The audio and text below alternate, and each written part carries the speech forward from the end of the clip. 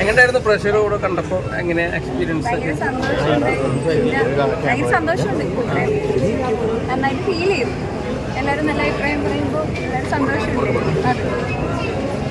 ഈ ആടുജീവിതത്തിന്റെ കൂടെ ഇറങ്ങിക്കൊണ്ടാണോ നിങ്ങൾക്ക് ഈ സ്വീകാര്യത കിട്ടാത്തത്? ആടുജീവിതമല്ല, മലയാളത്തിൽ എപ്പോഴും നമ്മൾ എവിടെ പോയി കഴിഞ്ഞാലും ഞങ്ങൾ കല്യാൺ ജ്വല്ലേഴ്സ് പോയി അതിൻ്റെ അപ്പുറത്ത് ചെറിയ ഷോപ്പുണ്ട്, അവിടെ നിങ്ങൾ പോകില്ല.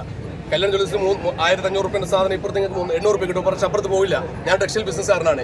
ഇന്ന് കേരളത്തിൽ ഇറങ്ങിയ പടങ്ങൾ നിങ്ങൾ 2 കോടി വെച്ച് നോക്കൂ. ആടുജീവിതം നിങ്ങൾ കാണണം, അങ്ങനെയല്ല, അങ്ങനെ പറ്റുന്നില്ല. ആടുജീവിതത്തിൻ്റെ കൂടെ ഏത് പടത്തിനും കൂടെ ഇറങ്ങിയാലും ഞാൻ വാലിബനെ കാത്തു നിന്നു, വാലിബൻ പോയി, പ്രേമനെ കാത്തു നിന്നു, ഇറങ്ങില്ല. ഞങ്ങളാണ് ഡിസ്ട്രിബ്യൂഷൻ ചെയ്യുന്നത്. പിന്നെ ഞങ്ങൾ അതിനുശേഷം വന്ന ഇതിനെ മഞ്ഞുമൽ ബോയ്സിനെ ഞങ്ങൾ വെയിറ്റ് ചെയ്ത് പോവാം. പക്ഷേ ഏത് വലിയ പടം വന്നാലും ഞങ്ങൾക്ക് കാണും. അതും എല്ലാവരും കാണണം. ഈ പടം നിങ്ങളുടെ പടമാണ്, കേരളത്തിൻ്റെ പടമാണ്. 40 വയസ്സായിട്ട് പുറന്നിറങ്ങി നിൽക്കുന്ന ആമ്പിളയുടെ കഥയാണ്. നിങ്ങൾ പടം കണ്ടതാണ്.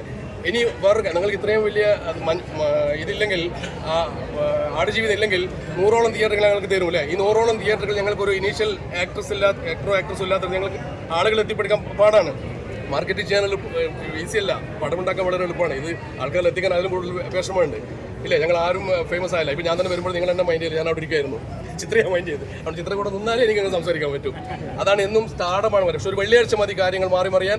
ഞങ്ങളുടെ പടത്തിൻ്റെ കാര്യങ്ങൾ മാറി മറിഞ്ഞിരിക്കുന്നു, കാരണം വെള്ളിയാഴ്ച കഴിഞ്ഞിരിക്കുന്നത് ശനിയാഴ്ചയാണ്.